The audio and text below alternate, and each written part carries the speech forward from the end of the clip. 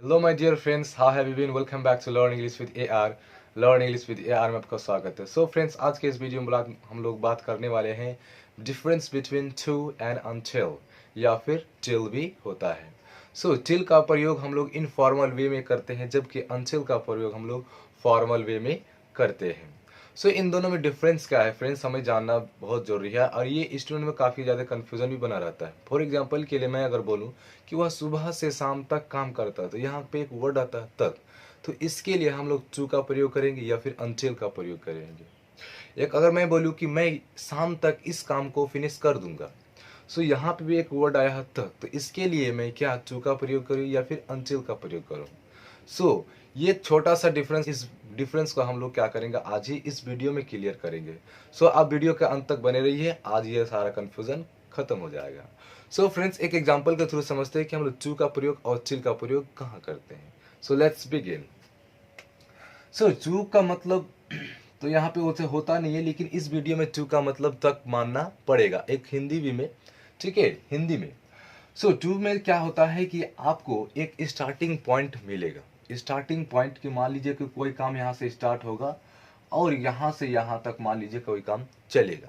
सो यहाँ पे आप देख रहे हैं कि यहाँ पे एक स्टार्टिंग पॉइंट है और यहाँ पे एक एंड पॉइंट है।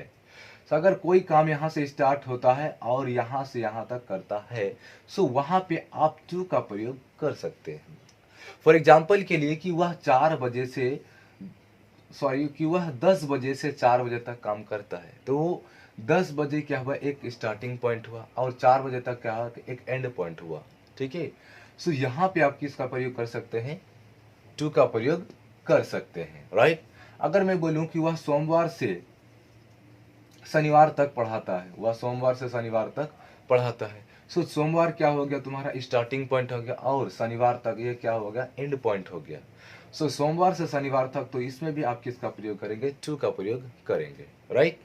अब अनटिल का हम लोग प्रयोग कहाँ करेंगे। मान लीजिए कि कोई आदमी है, वो काम स्टार्ट करता है कभी भी, और वो कह रहा है कि यह जो है वो शनिवार तक खत्म कर देगा। मान लीजिए कि शनिवार तक खत्म कर दिया, तो यहाँ पे क्या होता है कि डेडलाइन हो जाता है।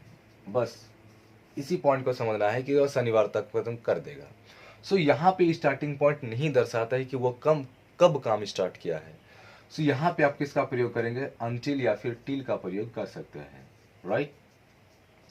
यहाँ ये नहीं कह रहा है कि ये काम कब तक खत्म, सॉरी, ये यहाँ पे ये कह रहा है कि आपका ये डेडलाइन है, कि ये डेडलाइन है, ठीक है, और इसी तक में जो वह काम खत्म कर देगा।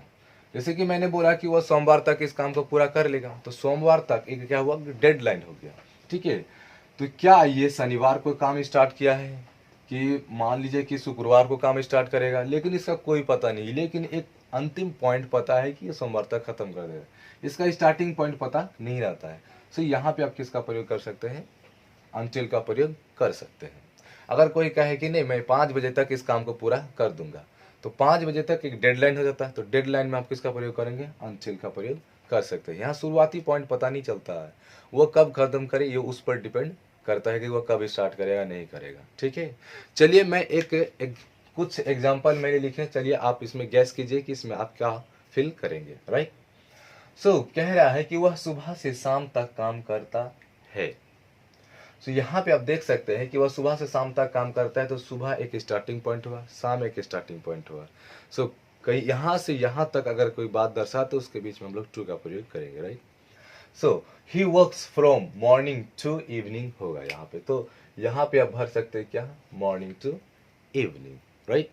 सो नेक्स्ट एग्जाम्पल की ओर बढ़ते हैं कि लूसी 10 बजे से 4 बजे तक पढ़ती है। तो 10 बजे से मान लीजिए कि एम लिखे, इसका मतलब सुबह से शाम तक वो 4 बजे तक पढ़ती है, पढ़ाती है, सॉरी, मान लीजिए क्या करती है, वो पढ़ाती है। So Lucy teaches from from 10 AM to 4 PM। तो यहाँ पे आप किसका प्रयोग कर सकते हैं, टू का प्रयोग कर सकते हैं, राइट। सो हमारे पास तीसरा एग्जाम्पल है कि वह 4 बजे तक यह काम पूरा कर लेगा। तो 4 बजे तक एक डेडलाइन है कि यह 4 बजे तक पूरा कर लेगा, लेकिन स्टार्टिंग पॉइंट पता नहीं है। सो वहां पे आप किसका प्रयोग करेंगे, अनटिल का, right. So he will finish this work until 4 o'clock। So next example की ओर मूव करते हैं कि वह यहाँ अगले सोमवार तक ठहरेगा। तो अगले सोमवार तक ठहरेगा, यहाँ पे भी क्या है, डेडलाइन है कि अगले सोमवार तक ही ठहरेगा, क्यों पता नहीं, स्टार्टिंग पॉइंट पता नहीं है वो कब से रह रहा है। सो यहाँ पे भी आप किसका प्रयोग कर सकते हैं, अनटिल का। So he will stay here until Monday next, कि वह जो है यहाँ अगले सोमवार तक ठहरेगा। सो नेक्स्ट एग्जांपल है कि पार्टी 9 बजे से 10 बजे रात तक चलेगी। सो यहाँ पे भी स्टार्टिंग पॉइंट है कि पार्टी 9 बजे से 10 बजे रात तक चलेगी। स्टार्टिंग पॉइंट पता हो गया, इसका मतलब है कि इन दोनों के बीच में किसका प्रयोग, टू का प्रयोग करेंगे, right. So the party will run, कि पार्टी चलेगी फ्रॉम 9 PM to 10 PM, कि पार्टी 9 बजे से 10 बजे रात तक चलेगी। आई होप ये आपको समझ में आ गया होगा, इसमें कोई कंफ्यूजन नहीं है। सो फ्रेंड्स, मिलते हैं अगले वीडियो में। जय हिंद।